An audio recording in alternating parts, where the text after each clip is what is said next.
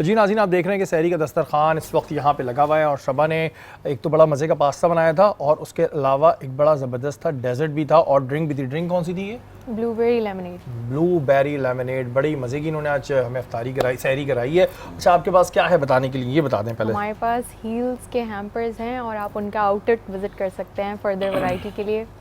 बिल्कुल जी, हील्स के आप आउटलेट पे जाएं और वहाँ पे शॉपिंग करें। और ये सेगमेंट जैसे कि आप लोग जानते हैं कि जो हमारे मेहमान आते हैं उनसे हम थोड़ा बचपन भी जानते हैं। तारिक भाई, कैसा बचपन था, कितने शरारती थे आप, कितनी शरारतें करते थे, ये बताएं। शरारती तो शायद इतना नहीं था, मैं बहुत शरीफ सा मासूम सा बच्चा था। हाँ, मुझे लग भी रहा है वैसे। तो बस वो शरारतें फिर बड़े होकर शुरू हुई, लेकिन ये है कि अच्छा, तो बस कह लें कि कॉन्फिडेंस बिल्डिंग भी शायद इतनी नहीं थी, कॉन्फिडेंस भी नहीं था। मतलब मैं आपको एक वाक़या बताऊं कि वो हमारे स्कूल के टीचर जो थे उन्होंने मुझे नॉमिनेट कर दिया कि भाई ये प्रीफेक्ट के लिए खड़े हो जाएंगे। अब हम तो खड़े हो गए, हमें भी खुशी हुई कि भाई प्रीफेक्ट मज़ा आता था। वो हो जाएंगे। अब बारी आई स्पीच देने की, वो भी स्टेज पे। अब वो लड़खड़ा गए, अब क्या होगा भाई। अब वहाँ जाकर जो है वो स्पीच तो दी, लेकिन एंड में कह के आ गए vote for me as a head boy. अब वो पूरी असेंबली हंस रही है और हम नीचे आ गए। फिर तो उस वक्त तो फिर तिया माचा हो गया हमारी सारी कैंपेन का। लेकिन ये है कि उस दिन के बाद से ये है कि कॉन्फिडेंस बिल्डिंग का शौक हुआ कि भाई कॉन्फिडेंस अपने अंदर लेकर आए चीज़ों को। और तो इतने शरारती नहीं थे आप? इतना नहीं था, बड़े होके हुआ। बड़े। आप कितनी शरारती थी सना, ये बताएं। शरारती मैं बहुत ज़्यादा नहीं थी, क्योंकि मैं फर्स्ट, ये तो नहीं कि अब आप कह रही हैं मैं प्रिंसिपल हूँ, बच्चे मुझे बोलेंगे, मैं खुद भी तो थी आप। नहीं, मैं जो हूँ टू बी वेरी ऑनेस्ट मैं वाकई शरारती नहीं थी। मैं अपनी फैमिली में फ़र्स्ट बॉर्न थी, तो बहुत ज़्यादा तवज्जो मिली मुझे। और मुझे ऐसा लगता है कि मैं वक्त से पहले बड़ी हो गई थी। तो इस वजह से जो है शरारतें तो बहुत ज़्यादा नहीं की हैं। और मैं तारिक साहब की बात को सेकंड करूँगी कि कॉन्फिडेंस बिल्डिंग जो है वो बहुत इम्पॉर्टेंट है, और वो मेरे अंदर भी नहीं थी। मैं अभी आपके सामने बैठकर इतनी बात कर रही हूँ, अगर मैं अपने बचपन की बात करूँ तो मैं छुप जाया करती थी। मेहमान घर में आते थे तो मैं लिटरली छुप जाया करती थी कि सामना ना हो, बात ना करनी पड़े। लेकिन जब प्रोफेशनल फील्ड के अंदर आए तो वहाँ पे बहुत ज़्यादा जो है सीखने को मिला।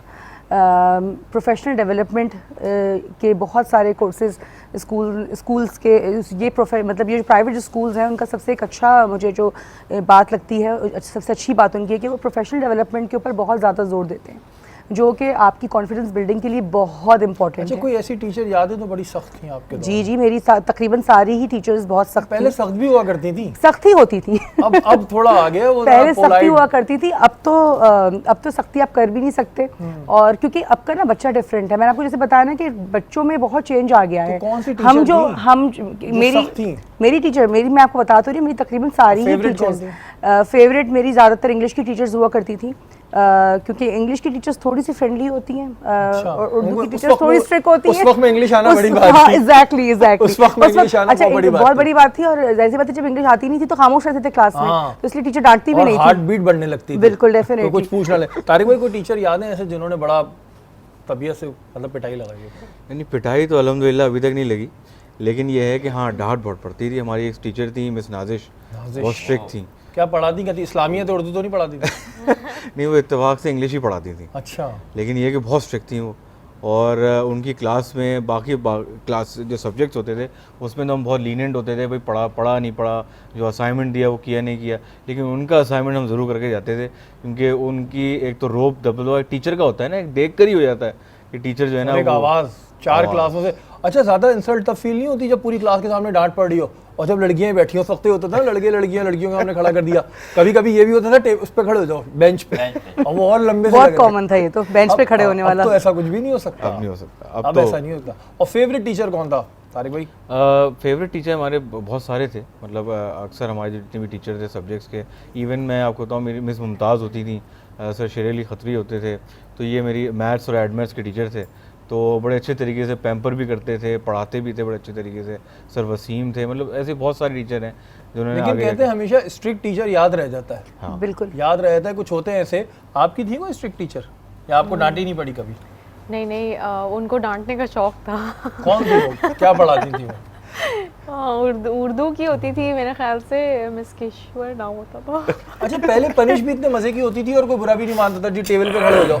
टेबल के ऊपर खड़ा कर दिया, क्लास से बाहर निकाल दिया। अब तो दीवार की तरफ मुंह करके खड़े हो दीवार की जाओ। तरफ मुंह करके खड़े हुए, पीछे से लड़के चौक भी मार रहे हैं। अब तो ऐसा कॉन्सेप्ट नहीं ही नहीं, अब तो बिल्कुल भी नहीं, अब इस तरह का कोई कॉन्सेप्ट नहीं है। तो पेरेंट आ जाते हैं बिल्कुल कि डेफिनेटली। आपने मेरे बच्चे को पनिश कैसे किया, और हम पनिशमेंट बोला का भी वर्ड कैसे, यूज बिल्कुल भी नहीं ऐसे। करते, अच्छा, हम आज कहते का- कॉन्सिक्वेंस है मैं ये। कहता हूँ आज का बच्चा पूरा लॉयर हो चुका है, उसको सारे राइट्स पता है, जी, वो जी। टीचर सब पता है। प्रिंसिपल को राइट्स बता देता है सारे। ऐसी है। ये होता है बड़ा। और मतलब आप ही देखें जब ये लॉ पास हुआ कि कॉर्पोरल पनिशमेंट जो है वो अब इलीगल है, तो अगर टीचर कोई हल्का सा डांट भी देता था ना, पीछे से बैक बेंचर जो है ना आवाज़ आती कि सर 5 साल की है। तो अब ऐसे हम बच्चे उस भी दौर हो में गए। नहीं थे, हम पे सारे जुल्म हो गए, हम पे सारे जुल्म हुआ। और हमारे यहाँ तो ये था कि हम अगर जाके गलती से शिकायत कर दें तो उल्टा पिट रहे उल्टा होते पिट रहे होते थे, थे। बिल्कुल। शिकायत ही कैसे की? मतलब जब हम- पेरेंट्स भी आते थे ना, वो भी मारते थे। मार रहे होते जब हम छोटे थे ना तो उस वक्त बड़ों की सुनी जाती थी, जब हम बड़े हो गए तो बच्चों की सुनी जाती है। हमारे साथ हमेशा ही उल्टा ही। थोड़ी देर में अजान फजर होने वाली है, अपने मुंह से अच्छे अल्फाज निकालें, ज़्यादा से ज़्यादा दुआएं करें, ना जाने कौन सा वक्त कबूलियत का वक्त हो। मोहसिन भाई, बात हो रही है एतकाफ़ के हवाले से, क्या एतकाफ़ सिर्फ 10 रोज़ा ही होता है? क्योंकि कुछ लोग 3 रोज़ा भी रखते हैं, 5 रोज़ा भी रखते हैं, इस पर रोशनी डालिएगा। देखिए, एतकाफ़ 10 रोज़ा जो रमज़ान का होता है, मैंने आपसे अर्ज़ की सुन्नत मौक़ूदा अल किफ़ाया है। इसमें लाजिम है कि जब आप रमज़ान के रोज़े का एतकाफ़ कर रहे हैं तो रोज़ा शर्त होता है। जो एतकाफ़ कर रहा है उसे रोज़ा रखना होगा, अगर रोज़ा नहीं रखा तो एतकाफ़ फासिद रहेगा। रहा 5 दिन का एतकाफ़, 3 दिन का एतकाफ़ या 1 दिन का एतकाफ़, ये एतकाफ़ होते हैं, ये नफली एतकाफ़ है। और अगर कोई नज़र मान लेता है, जिसे किसी काम के होने के बाद, जायज़ काम के बाद कि 3 दिन के लिए मस्जिद में एतकाफ़ करेगा, तो ये वाजिब एतकाफ़ कहलाता है। तो अगर कोई शख्स 1 दिन का रखना चाहे तो वो भी रख सकता है, 3 दिन का रखना चाहे 3 दिन का, लेकिन इसमें फ़र्क ये है कि एक वाजिब है, एक सुन्नत है, एक नफिल है। नफिल चाहे तो आप आधे घंटे या 10 मिनट के लिए मस्जिद में जाएँ, वो भी नफली एतकाफ़ है। तो नफली एतकाफ़ में कोई रोक टोक नहीं होती, जब चाहे रख लें। अच्छा मोहसिन भाई, एक चीज़ और होती है कि अमूमन कहते हैं कि जी जब आप एतकाफ़ में बैठते हैं और मस्जिद के अहाते से बाहर निकलते हैं या वज़ू खाने जाते हैं तो आप बात नहीं कर सकते। इस पर ज़रा बताएंगे, अगर आप वज़ू कर रहे हैं तो आप किसी से बात नहीं कर सकते? मकसद ये कहने के कि एतकाफ़ के मतलब ये होता है, मैंने सुन्नत मौक़ूदा अल किफ़ाया, कि उसमें जो आप ठहरे हैं तो फिर आपने किसी से गुफ्तगू नहीं करनी, क्योंकि उस वक्त ये तमाम एतकाफ़ आप अल्लाह के लिए ठहरे हैं, तो आपने अल्लाह के कलाम को पढ़ना, अल्लाह की इबादत करनी है। इसलिए हुक्म दिया गया कि जब वज़ू के लिए भी जा रहे हैं तो रास्ते में आपने कलाम नहीं करना।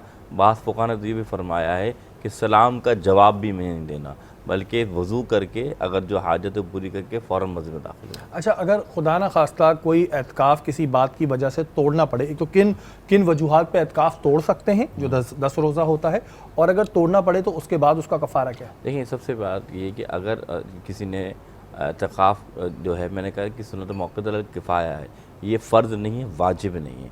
लेकिन अगर सूरत ऐसी आती, किसी घर में इंतकाल हो गया या घर में ऐसी ज़रूरत है कि महरम का होना लाजिम आ गया है, तो उस सूरत में वो एतकाफ़ तोड़ सकता है। लेकिन बिला वजह एतकाफ़ तोड़ेगा तो गुनाहगार होगा, इस गुनाह से बचना चाहिए। क्योंकि हुज़ूर ने फरमाया कि जो एतकाफ़ मुकम्मल करता है, अल्लाह उससे 2 उम्रे और 2 हज का सवाब देता है। अच्छा, ये जैसे कि अब आखिरी अशरा चल रहा है दोज़ख से निजात का, इसे कैसे गुजारना चाहिए? देखिए, हुज़ूर अकरम सल्लल्लाहु अलैहि वसल्लम ने जब अम्मा आयशा सिद्दीक़ा ताला फरमाती हैं कि जब आखिरी अशरा आता तो हुज़ूर कमर कस लेते और रातों को भी इबादत करते, क्योंकि हुज़ूर फरमाते हैं कि ये जो आखिरी अशरा है इनमें शब कदर है, यानी ताक रातों में शब कदर तलाश करो। तो हुज़ूर सल्लल्लाहु अलैहि वसल्लम ख़ास तौर पर एहतमाम फरमाते हैं एतकाफ़ का, ताकि ताक रातों के ज़रिए शब कदर नसीब हो जाए, जो कि 1000 महीनों से बेहतर है। बिल्कुल जी, जिसको शब कदर नसीब हो गई तो उसको 1000 रातों से बेहतर है और आपको बहुत सवाब मिलता है। सना, मुझे ये बताइएगा कि ज़ाहिर है आप इतने साल हो गए आपको एजुकेशन में, क्या एडवाइस है आपके लिए कि अगर कोई अपना बच्चा, छोटा बच्चे को किस तरह हम उसको परवरिश करें, किस तरह उसको वो तमाम चीज़ें सिखाएं कि आगे फिर उसकी बेस जो है वो स्ट्रॉन्ग रहे? सबसे पहले तो बच्चों के साथ टाइम स्पेंड करना सीखें। टाइम स्पेंड करना बच्चों के साथ बहुत ज़रूरी है, क्योंकि बच्चे जो हैं, आप सबसे पहले बच्चे आपका रिफ्लेक्शन है और आप बच्चों के लिए रोल मॉडल हैं। बिल्कुल। आप जो चीज़ें आप करेंगे बच्चा आपको कॉपी करेगा, क्योंकि बच्चों के अंदर ना वो जो कॉपी करने की सलाहियत बचपन से होती है, वो फ़ौरन जो है ना वो मिमिक करते हैं। तो जो आपके एक्शंस होंगे, बच्चे के एक्शंस वही होंगे, और बच्चा वही कहते हैं ना कि आपका रिफ्लेक्शन है। तो बच्चों के साथ टाइम स्पेंड करें और रीडिंग की आदत बच्चों में डालें। माशाल्लाह। बिल्कुल, रीडिंग की आदत बहुत बड़ी इम्पोर्टेंट इंपॉर्टेंट होती है। इम्पोर्टेंट है और आप रीडर्स आर द लीडर्स। बिल्कुल। तो रीडिंग ऐसी चीज़ है जो है ना, सबसे बेहतरीन जो दोस्त है ना इंसान की, वो किताबें हैं। बिल्कुल जी, बच्चों को जो टॉयज़ है ना उसकी जगह आप ये रीडिंग बुक ला के दें। शुरू से अगर आदत डाल देंगे तो बच्चे को पढ़ने की आदत हो जाएगी और फिर वही वाली बात, रीडर्स आर द लीडर्स।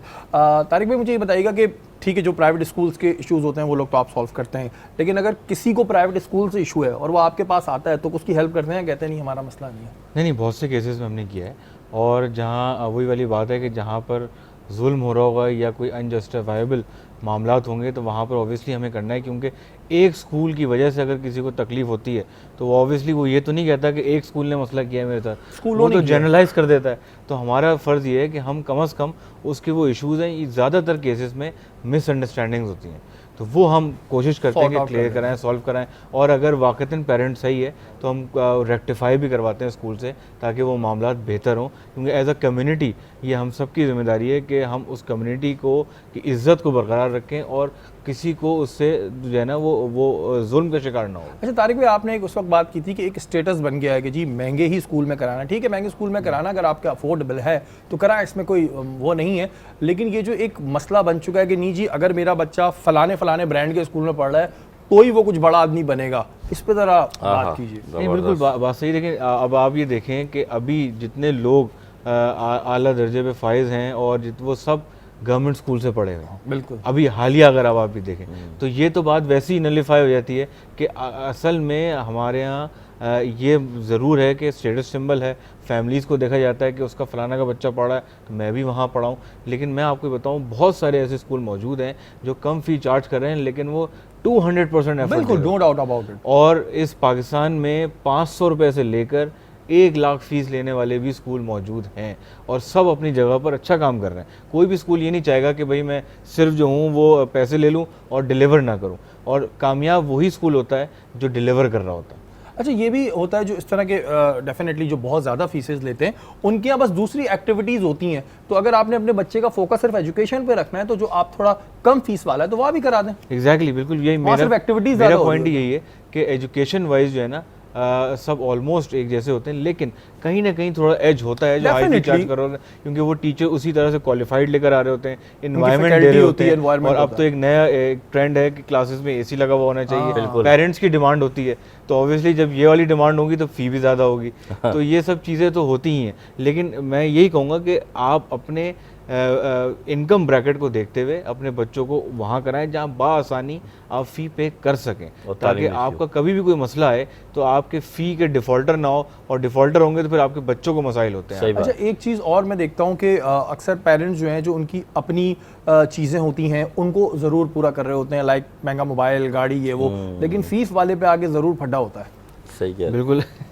अब ये सब कहीं मुझे लोग ये ना कहें पेरेंट के बहुत खिलाफ हो गए। नहीं, खिलाफ नहीं, कुछ पेरेंट्स की बात कर रहा नहीं, हूँ। लेकिन होता यही है कि अगर आप ये अमूमी तौर पे देखें कि अगर बहुत लंबा डिफ़ॉल्टर पेरेंट होता है उसके बच्चों को आप बुलाएं तो अक्सर वो बच्चा वही निकलता है जिसके पास एक अच्छा महंगा मोबाइल होगा या वो बाइक पर स्कूल आ रहा होगा, कुछ ऐसी चीज़ें हो रही होंगी। ये तमाम जी चीज़ें, और बात करने का मकसद, निशिस्त पे बैठने का मकसद यही होता है कि आपको अगर तालीम चाहिए तो वो आपको और जगहों पे भी मिल सकती है। अगर ज़ाहिर महंगा स्कूल है तो उसमें एडवांटेजेस होते हैं, लेकिन अगर आपकी जेब इस बात की आपको इजाज़त नहीं दे रही है तो लाजमी नहीं है कि एक स्टेटस के चक्कर में या हम एक दूसरे को देखने के चक्कर में कि जी फलाने का बच्चा पढ़ रहा है तो हमारे बच्चा पढ़े, बाद में प्रॉब्लम ना हो। तो इस वजह से वो कहते हैं ना कि अपनी चादर देखकर पैर फैलाना चाहिए। आप मेहमानों का बहुत बहुत शुक्रिया, आप हमारी निशिस्त में आए। हमारी नशियात का वक्त इस वक्त ख़त्म हो गया है, कल इंशाअल्लाह ताला दोबारा मुलाकात होगी। तब तक के लिए अपने मेज़बान सैयद शहरियार आसिम को इजाज़त दीजिए। पाकिस्तान